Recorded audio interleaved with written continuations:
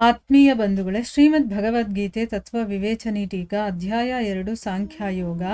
ಇದರಿಂದ ನಾವು 64ನೇ ಶ್ಲೋಕವನ್ನು ತಿಳ್ಕೊಳ್ತಾ ಇದ್ವಿ ಅಲ್ವಾ. ಓದ ಭಾಗದಲ್ಲಿ ನಾವು ಒಬ್ಬ ಸಾಧಕ ತಾನು ವಶ ಮಾಡಿಕೊಂಡಿರುವಂಥ ರಾಗದ್ವೇಷದಿಂದ ರಹಿತವಾದ ಇಂದ್ರಿಯಗಳ ಮೂಲಕ ವಿಷಯಗಳಲ್ಲಿ ವಿಚರಣೆ ಮಾಡೋದು ಅಂತಂದರೆ ಏನು, ಅದ್ರ ಬಗ್ಗೆ ನಾವು ಡೀಟೇಲ್ ಆಗಿ ತಿಳ್ಕೊಂಡ್ವಿ.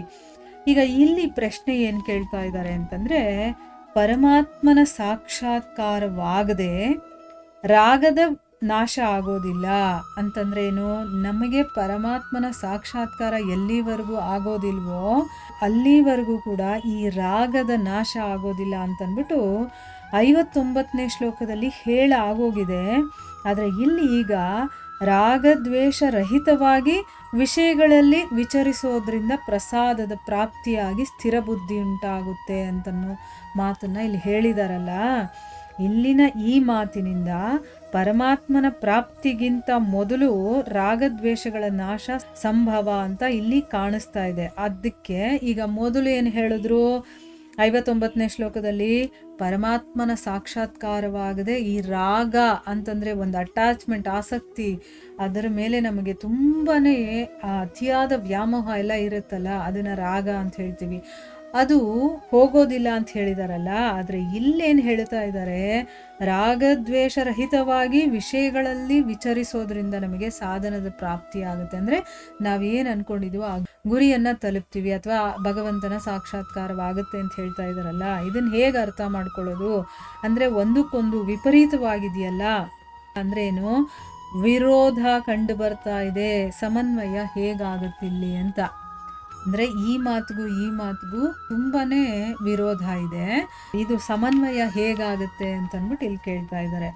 ಅದು ನಮಗೂ ಕೂಡ ಪ್ರಶ್ನೆ ಬರುತ್ತಲ್ವಾ, ಇದೇನಪ್ಪ ಮೊದಲು ಅಲ್ಲಿ 59ನೇ ಶ್ಲೋಕದಲ್ಲಿ ನೋಡಿದ್ರೆ ಪರಮಾತ್ಮನ ಸಾಕ್ಷಾತ್ಕಾರವಾಗದೆ ರಾಗ ಅನ್ನೋದು ನಾಶ ಆಗೋದಿಲ್ಲ ಅಂತಂದ್ರು. ಇಲ್ಲೇನು ಹೇಳ್ತಾ ಇದ್ದಾರೆ, ರಾಗದ್ವೇಷ ರಹಿತವಾದ ಇಂದ್ರಿಯಗಳ ಮೂಲಕ ನಾವು ವಿಷಯಗಳಲ್ಲಿ ವಿಚರಣೆ ಮಾಡೋದ್ರಿಂದ ಆ ಒಂದು ಪರಮಾತ್ಮನ ಸಾಕ್ಷಾತ್ಕಾರವಾಗುತ್ತೆ ಅಥವಾ ಪ್ರಸಾದ ನಮಗೆ ಪ್ರಾಪ್ತಿ ಆಗುತ್ತೆ ಅಥವಾ ಸ್ಥಿರ ಬುದ್ಧಿಯವರು ನಾವು ಆಗ್ತೀವಿ ಅಂತೆಲ್ಲ ಹೇಳ್ತಾ ಇದ್ದಾರಲ್ಲ. ಇದು ಹೇಗೆ ಅರ್ಥ ಮಾಡ್ಕೊಳ್ಳೋದು ಅಂತ ಅಂದ್ಬಿಟ್ಟು ಉತ್ತರ ಏನು ಅಂತಂದರೆ, ಎರಡರಲ್ಲೂ ಯಾವ ವಿರೋಧನೂ ಇಲ್ಲ.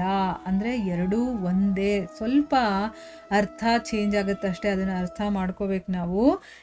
ಅಂದರೆ 59ನೇ ಶ್ಲೋಕದಲ್ಲಿ ರಾಗದ್ವೇಷದ ಅತ್ಯಂತ ಅಭಾವವನ್ನು ತಿಳಿಸಿದ್ದಾರೆ. ಅಂದರೆ ಏನು, ಆ ರಾಗದ್ವೇಷ ತುಂಬ ಕಡಿಮೆ ಮಟ್ಟದಲ್ಲಿರುತ್ತೆ ಅಂತ ಹೇಳಿದ್ದಾರೆ. ಇಲ್ಲೇನು ಹೇಳ್ತಾ ಇದ್ದಾರೆ, ರಾಗದ್ವೇಷ ರಹಿತವಾದ ಇಂದ್ರಿಯಗಳ ಮೂಲಕ ವಿಷಯ ಸೇವನೆಯ ಮಾತನ್ನು ಹೇಳಿ ಇಲ್ಲಿ ರಾಗದ್ವೇಷಗಳ ಸರ್ವತಾ ಅಭಾವ, ಇಲ್ಲಿ ರಾಗದ್ವೇಷ ಅನ್ನೋದು ಇಲ್ಲವೇ ಇಲ್ಲ ಅಂತ ಹೇಳ್ತಾ ಇದ್ದಾರೆ. 59ನೇ ಶ್ಲೋಕದಲ್ಲಿ ಏನು ಹೇಳಿರೋದು, ಅಲ್ಲಿ ಸ್ವಲ್ಪ ಮಟ್ಟಿಗೆ ಇರುತ್ತೆ ಅಂತ ಅಂದ್ಬಿಟ್ಟು ಆಯಿತಾ, ಕಂಪ್ಲೀಟಾಗಿ ಹೊರಟೋಗಿರಲ್ಲ, ಸ್ವಲ್ಪ ಎಲ್ಲೋ ಒಂದು ಸ್ವಲ್ಪ ಇದ್ದೇ ಇರುತ್ತೆ ಅಂತ ಅಂದ್ಬಿಟ್ಟು. ಇಲ್ಲಿ ಸರ್ವತಾ ಅಭಾವ ಅಂದರೆ ಕಂಪ್ಲೀಟಾಗಿ ಹೊರಟೋಗಿರುತ್ತೆ ಅಂತ ಅಂದ್ಬಿಟ್ಟು ಇಲ್ಲಿ ಹೇಳ್ತಾ ಇರೋದು. 3ನೇ ಅಧ್ಯಾಯದ 40ನೇ ಶ್ಲೋಕದಲ್ಲಿ ಏನು ಹೇಳಿದ್ದಾರೆ, ಇಂದ್ರಿಯಗಳು, ಮನಸ್ಸು ಮತ್ತು ಬುದ್ಧಿ ಈ ಮೂರು ಕೂಡ ಕಾಮದ ಅಧಿಷ್ಠಾನ, ಅಂದರೆ ಅಲ್ಲೇ ಅದು ವಾಸ ಮಾಡೋದು, ಅಲ್ಲಿಂದನೇ ಉತ್ಪತ್ತಿ ಆಗೋದು. ಆಯಿತಾ, ಕಾಮ ಎಲ್ಲಿರುತ್ತೆ, ಇಂದ್ರಿಯಗಳು, ಮನಸ್ಸು ಮತ್ತು ಬುದ್ಧಿ ಈ ಮೂರರಲ್ಲೂ ಇರುತ್ತೆ, ಅದು ಅದರ ಆವಾಸ ಸ್ಥಾನ, ಅಧಿಷ್ಠಾನ ಅಂತ ಹೇಳಿದ್ದಾರೆ. ಇದರಿಂದ ಇಂದ್ರಿಯಗಳಲ್ಲಿ ರಾಗದ್ವೇಷಗಳಿಲ್ಲದೆ ಕೂಡ ಮನಸ್ಸು ಮತ್ತು ಬುದ್ಧಿಯಲ್ಲಿ ಸೂಕ್ಷ್ಮ ರೂಪದಿಂದ ರಾಗದ್ವೇಷಗಳು ಇರಬಹುದು ಅಂತ ಸಿದ್ಧವಾಗುತ್ತೆ. ಅಂದರೆ ಅರ್ಥ ಏನು, ಈಗ ನಾವು ಹೊರಗಡೆಯಿಂದ ಇಂದ್ರಿಯಗಳ ಮೂಲಕ ನಾವು ಆ ವಿಷಯಗಳ ಸೇವನೆಯನ್ನು ಬಿಟ್ಟಿರ್ಬೋದು, ಆದರೆ ನಮ್ಮ ಒಳಗಡೆ ಮನಸ್ಸಿನಲ್ಲಿ ಆ ಆಸೆಗಳು ಇನ್ನೂ ಇದ್ದೇ ಇರ್ಬೋದಲ್ವಾ, ರಾಗದ್ವೇಷಗಳು ಇರುತ್ತಲ್ವಾ.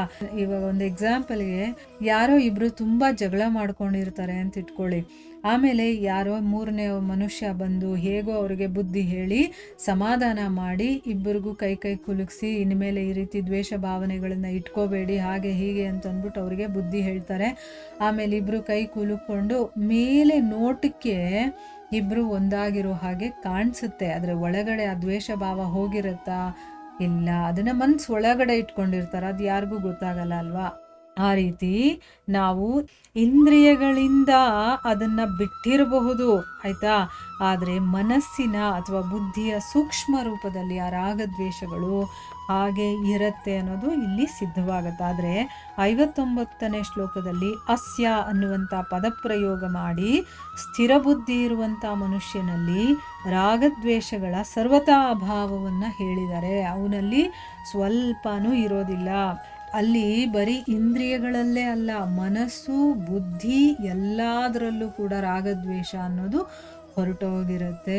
ಈಗ ಸಾಧು ಸಂತರು ಇಂಥವ್ರನ್ನೆಲ್ಲ ನೋಡ್ತೀವಲ್ವಾ, ಅವರೆಲ್ಲ ಈ ರೀತಿ ಇರ್ತಾರೆ. ಅವ್ರ ಮನಸ್ಸಲ್ಲಿ ಯಾವುದೇ ರೀತಿಯ ರಾಗದ್ವೇಷಗಳಿರೋದಿಲ್ಲ.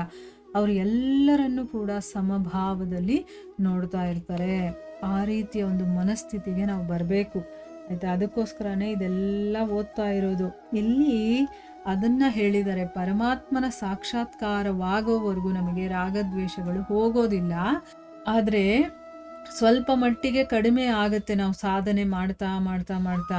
ಯಾವಾಗ ಪರಮಾತ್ಮನ ಸಾಕ್ಷಾತ್ಕಾರವಾಗೋಗ್ಬಿಡುತ್ತೋ ಆಗ ಆ ಒಳಗಡೆ ಒಂದು ಸ್ವಲ್ಪನಾದರೂ ಮಿಕ್ಕೊಂಡಿರುತ್ತಲ್ಲ, ಅದು ಕೂಡ ಹೊರಟೋಗುತ್ತೆ ಅನ್ನೋದು ಇದರ ಅರ್ಥ. ಇಲ್ಲಿಗೆ ನಾವು ನಿಲ್ಲಿಸೋಣ. ಹರೇ ಕೃಷ್ಣ.